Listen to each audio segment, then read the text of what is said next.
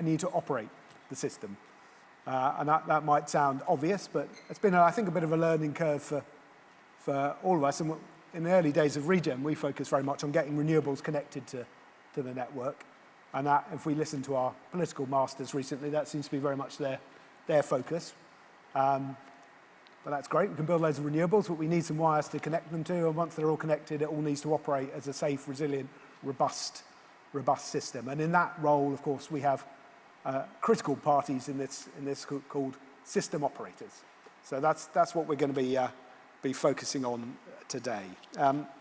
So we do have the Slido app. We'll be having some conversations, and then we'll kind of have a look at the questions coming through on that. So I'm joined by two great guests to discuss this. So firstly, we have Anne-Marie from the Future System Operator. Is that currently from the Electricity System Operator? To be Future System Operator, okay. Yeah, so currently the Electricity System Operator. Okay. My first question was going to be whether you've got a better name yet than FSO, because presumably you can't be the Future System Operator forever. Yeah, no, afraid not. And actually in legislation it's the Independent System Operator, so it's even more complicated. But no, hey, maybe we can have a quiz on that. I think it would be a good way to engage across industry. Okay, so that's your key question for the FSO, is what to call it. So we obviously have a kind of, a live question about, we're changing the system operator. It's moving from the Electricity System Operator to an independent Future System Operator. So clearly lots to get our teeth into there, and that is part of the energy bill and part of government policy, or at least it was when I started the conversation. If it changes in the next half an hour, please do tweet me or something. But currently still the government's committed to this journey to a Future System Operator. And then, of course, we have, as we've heard, the important role of local and the role of DNOs becoming DSOs, and joined by Sotiris from UKPN, who also chairs Open Networks. Welcome, Sotiris. Is DSO, have you seen the kind of transition to a DSO now as something that's really kind of building momentum in your world? Yeah, absolutely. I think networks, through things that we now call DSO, have been delivering benefits over at least the last decade. And a lot of the work that networks are doing, and we now talk in the context of DSO, which is, how you maximize the network, the utilization of the network using technology, data, flexibility, really come from a lot of the innovation that has taken place over the last 10 years. So this conference here, for me, is actually a very, very important part of where we go in the future. Right. And it's worth saying that it's really for Ofgem's decision back in 2010, and whoever was at that team, to put the Low Carbon Networks Fund, which is £500 million, on the table in 2010 for networks to think about the energy transition at the point that it was not, if you like, the most urgent need, has really driven a lot of the cultural change and a lot of the things that we are now able to use looking forward. So whether it's connection of renewables, whether it's flexibility that we're leading in the world, we've seen a huge progress. And of course, the next decade is going to be critical. And with the price control, the DSO now becomes a thing in our price control. And as regulated monopolies, if it's in the regulation, there's absolutely much more focus and drive, clear KPIs, incentives, and hopefully larger than currently advertised incentives, but incentives to drive it forward. We're getting into Ofgem's draft determinations already. I'm sure we'll come back to some of that. Anne-Marie, we've all, I think, heard a lot about the FSO. I think it probably at the moment it's like everyone's, it's going to solve everything for everyone. It's going to be so where actually are we on the journey? How much has already changed? And what sort of thinking and planning is going on within the existing body, which is already there, to become this new entity? Yeah, thanks. Great question. And maybe I'll just start by addressing your earlier point, just to make sure that everyone in the room is on the same page in terms of the FSO and whether that's moving through the energy bill, through legislation. I think it's something to mention that the FSO we see as incredibly important to move forward with net zero. And it has cross-party support, creating this independent, both from government, but from industry we see as essential. I think one of the biggest values of the FSO is having that independent voice, that independent voice across the advisory space. So that's a new capability really. So you can already see the future energy scenarios. We already have documents that are published around what the networks need and also options of how we're going to fulfill those. But actually having a greater remit across different parts of the sector is going to be essential. It's one of the key kind of new roles of the FSO, if you will. So where we are currently on a very practical level, the FSO programme, which is where I sit, we're really split into two parts. There's that practical transition away from National Grid Group so that we can become this independent system operator. And then there's the transformational element, so the new roles that we're going to take on, those new responsibilities that are set out in the legislation. And that's things like the new Office of Energy Resilience and Emergency Management. So we are already collaborating very closely with our gas partners in the space of pre-emergency preparations, but actually having an independent office that can look at with a whole system lens really, I think is going to be essential. And then some of the gas strategic roles, longer term planning, we're looking at how we can transition those over so that it works across both gas and electricity transmission areas. And looking at the advisory space, whole system planning, whole system market development. There's various elements. I think the remit of the FSO is really exciting. And we're trying to understand now within the FSO programme how we're going to do that. And I think it's really worth pointing out that this isn't a day one, we can do everything situation. This is a transition over time. You know, when we have day one of the FSO, when that gets decided, we'll have the skills and capabilities for a certain amount of this whole system thinking and moving forward. But actually, there's an appreciation there that it's going to take longer to move fully to the true capability of the FSO, what it's really set out to do, and almost, I don't want to call it a gap in industry, but we really see it at the moment in many ways. We know a lot of the things we need to do, but actually how we get there is really important. So that overarching advisor or overarching strategic direction, be it in markets or planning, I think when we get there, it's going to really change the dial. Okay. Can you just give me a quick example of one thing that you and the FSO will be doing and thinking about, or one of the problems you'll be mulling over and trying to solve that you wouldn't have been doing a year ago or 2 years ago, or when you were the ESO? Yeah, so maybe I'll stick with the emergency space. It's something that I'm a little bit closer to, working on a recent electricity and gas interactions project.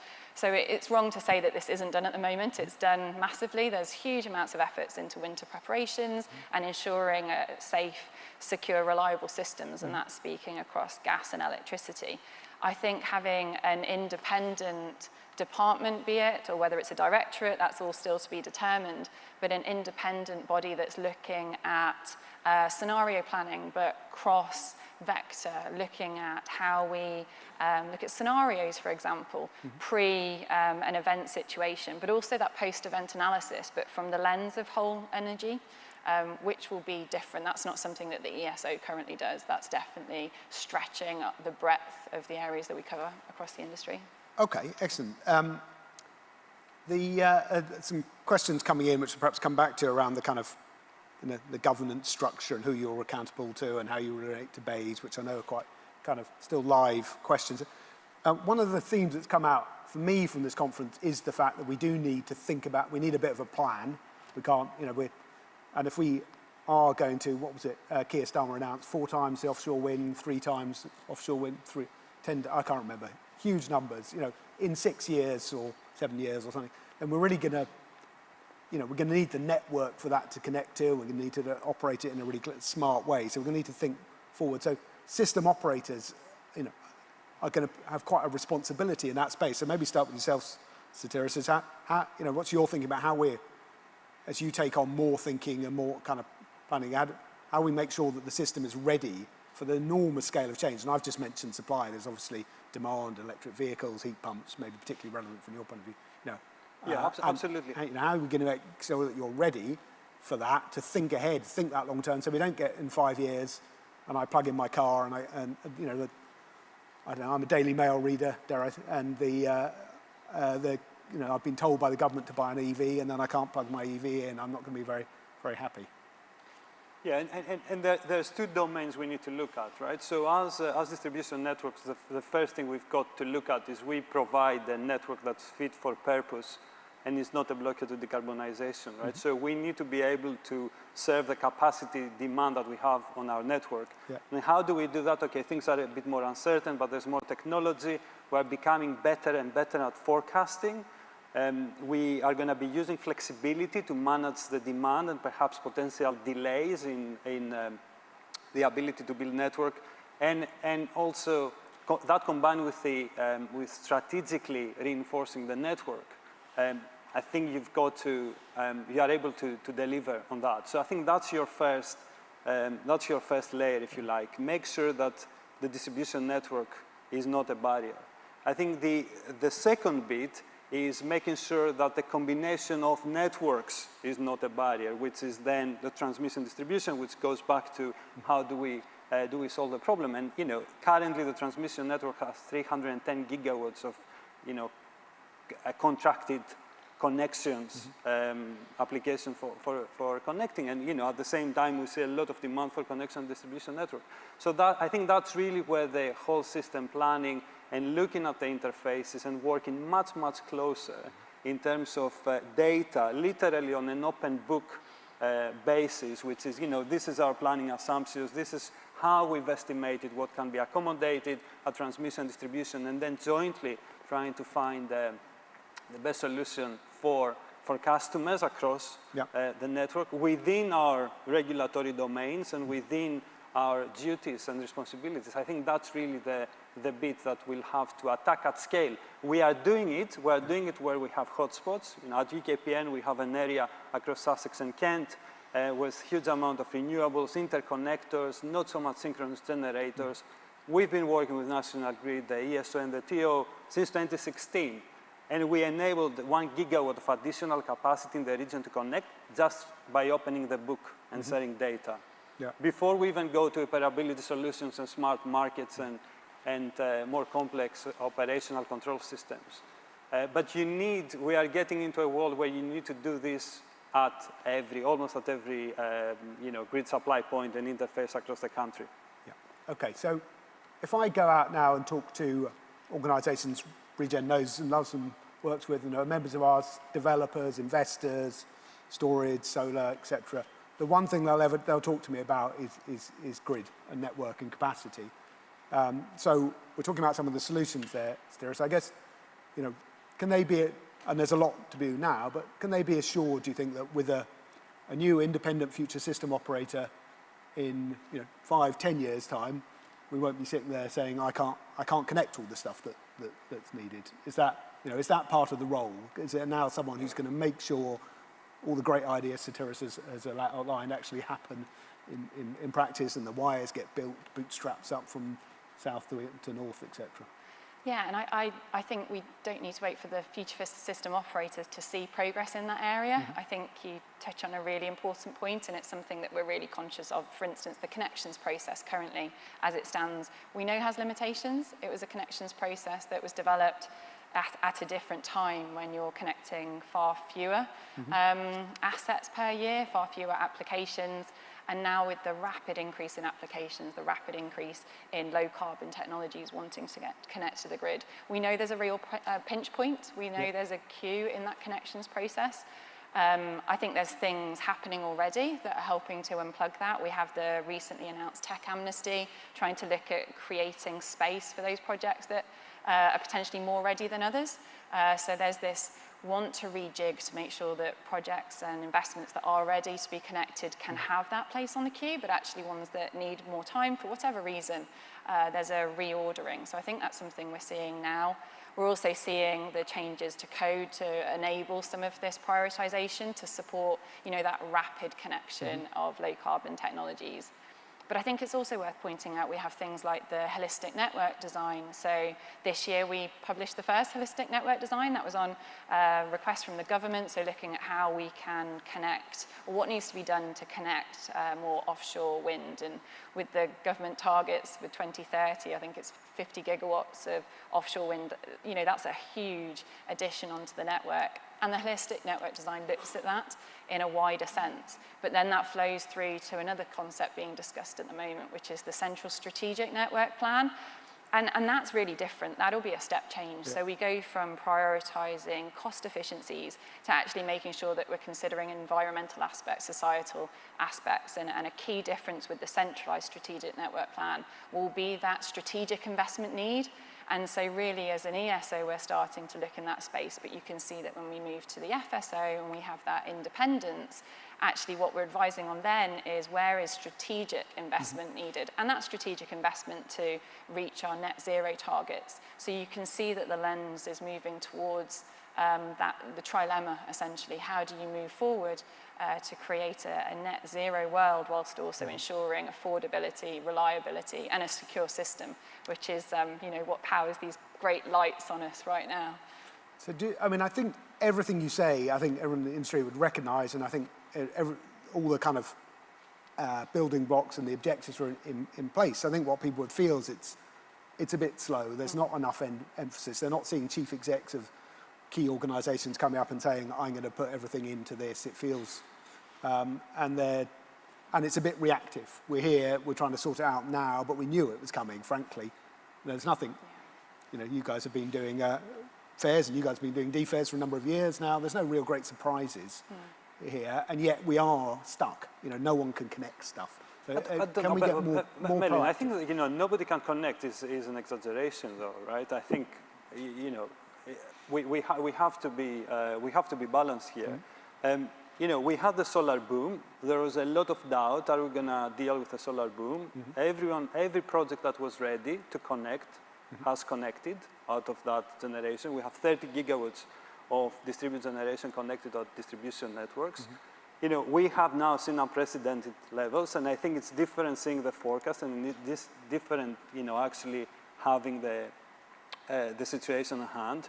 The mix has changed, so a lot of the pipeline, in some cases, is batteries. So there's, we are moving fast over solving the question of how do you actually model storage and how do you account for batteries on the network, given the diversity of the asset. And that's an immature market that is now maturing, and we'll have to deal with differently. So, I think we are quickly moving towards find ways and learning by doing to keep continuing and utilizing our networks, because there's still capacity on the networks. It might be contracted capacity, but there's physical capacity.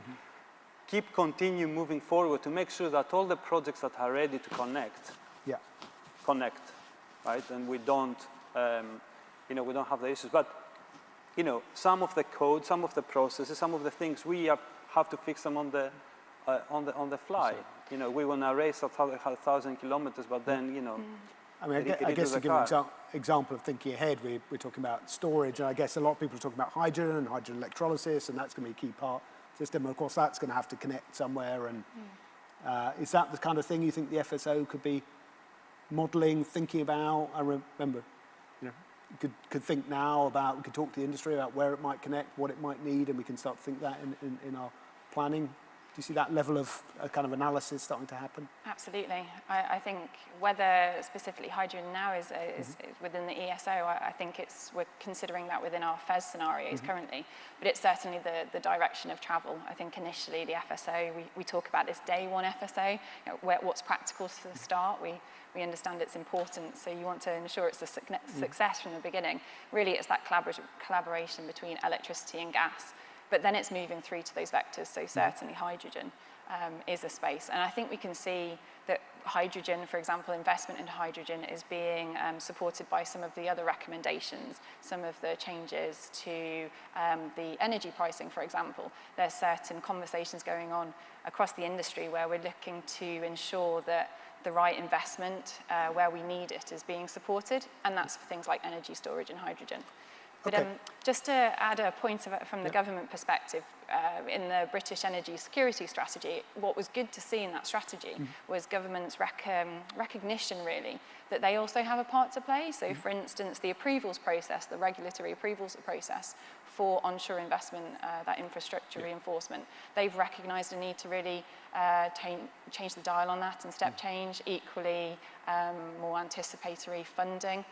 for certain huge investments. So I think everyone's moving in the same direction. We can see that from all parties that need to play in this game. Okay, and we've mentioned flexibility, and Sturz, you talked about that a lot and the kind of operability. So clearly, the ESO already has its ancillary services and its balancing mechanisms. That's the main market for storage providers and flex providers and demand-side response, but equally, DSOs are coming into that market. Is there as we've got the two together today, how are we going to join that up? Because at the moment, it's quite, if I want to provide flex to the market service, it's pretty difficult to stack my revenues in the jargon between the two of you. And indeed, I might actually get a signal from you, fire everything up, and that's actually precisely the opposite of what Sotiris wants, because that causes a problem on his network. So unless there's a connection there, do you see that kind of joint working coming forward? Will it be easier with the FSO as a kind of government-owned body? Sotiris, Yeah, so I think there's some simple things that we can do and we should be doing as soon as possible. So for example, if you're a flex provider and you have a resource and you register in an ESO ancillary service marketplace, then you should be visible from a DSO marketplace. So there's I think we were talking before, there's some data plumbing that needs to be done to get a better experience. In terms of how you coordinate, we need to be honest, the ESO's markets and the wholesale markets are going to be the vast majority of the revenues, right? You are not going to stack investment on just DSO revenues. It's the cherry on the top. So we need to make this work. And I think the FSO will have a role in helping the DSOs and the wider market make this work. Okay. In terms of the operational coordination, we've got the Open Networks collaboration platform with the networks and the system operators. And one of the things we're working on is Primacy Rules, which is essentially operational coordination rules, where we make these decisions in terms of if there is one resource and it has two different contracts, in which case which contract will be called upon. Okay. It's part of the Smart Systems Plan. It's been coming for a while. It's one of the things frankly we need to do faster and kind of get a clear view to the market. But there are some simple things in terms of how you register, how you coordinate, that will help providers to move it forward. And as I said, as part of Open Networks, there's a bit about standardization of the DSO flexibility products. We get a lot of feedback on that, is that the experience is different. We need to fix that. We need to fix that to help, if you like, that overall coordination challenge. Okay, that's a question with a bit more time, I'd love to dive into a bit more detail, but conscious we have a short session. Just, again, looking at the questions coming through and thinking about the last session, there was a discussion about local energy planning, local air energy plans. So I guess thinking about the future role of the FSO and the DSO, let's take a situation where a town, a city, is thinking about the role in heating in the future between perhaps heat networks, heat pumps, or possibly a hydrogen through the gas network. And that's a decision which can't just be left to individuals because there's an infrastructure implication. So who takes that decision in the future? Is it Andy Burnham, the Mayor of Greater Manchester? Is it yourself, Sotiris, as they're running the DSO? Or is it yourself, the FSO, saying this is the most effective national heating whole system approach, and we're going to set out what goes where? Yeah, if I start, I think the honest answer is we're working that through now. I think we recognise that needs to come together. What I can say is, the ambition for the FSO is to be that central strategic planner, almost that overarching planner across the industry. So I think there's the potential that the FSO will play a significant part in that. I think it's those discussions that we're trying to understand now. But we do know that it works well with the ambition for our advisory function of the FSO, and a big part we'll play is around policy and working really closely with government. So I think there was a question earlier where you touched about how the FSO would work with government. I mean, we already have very strong relationships with both government and the regulator, and maybe that will shift that relationship. We work collaboratively now, and I think the independence of the FSO will mean that voice, that impartial voice, can really help to advise on policy that we think will have a strategic difference, will make a strategic difference. So I think... So I was just thinking that one of your colleagues, when I asked about the model for working together between independence and government, said the best model was the Bank of England, and I don't know, it just made me think that maybe that wasn't the best thing to wish for right at the moment. But yeah, so those kind of how those relationships work, it sounds like that's still something that's evolving. Absolutely. It's being formed now. So we're in very close conversations with the government to try and establish those rules of how to work in this new future state. But what I can say is everybody's moving in the same direction. The collaboration between the parties is really strong because everybody knows that holistic view, that direction, that connecting of the dots is so essential. To be able to give investors confidence, it's really about ensuring that we create the confidence in the market and within the industry. Okay, and we're running close to the end of time, Sarah, so might just giving you the chance to finally answer that question about the kind of local and the decision making and the FSO, DSO, local democracy. Yeah, so I think the network, so the DSO and the DNO, we're setting up the DSO as a legally separate entity, so it's going to provide independent decision making on electricity, but it will still be biased towards electricity. I think gas is biased towards gas, so the networks cannot be the decision maker. Not you, in other words. It's not you making decisions. So it's not going to be. But I think the local government has a climate energy action plan, has worked through the local area energy plan with our support and the gas network support. So it has to be a regional body, at least in our view, that is led by Andy Burnham or Sadiq Khan or the relevant person. And it doesn't need to be a new body. It can be a collection of stakeholders under a set of terms of reference for a specific region. And they should be making the strategic decisions, supported. Yeah, does there need to be a check that all this stuff fits together so that it's not a patchwork of different decisions? Yeah. So some kind of, Absolutely, yeah. Excellent. Okay, I'm really enjoying this chat. I could keep going, but apparently I'm not allowed to. So thank you very much. Really, it's great to get us insight into how the kind of this new thing we've heard of the FSO is starting to emerge and the sort of thinking that's going on and how you see it going and to understand understand how the FSO and DSO might engage and the various roles in the future. So many thanks both of you, and if we could thank our speakers in the usual way.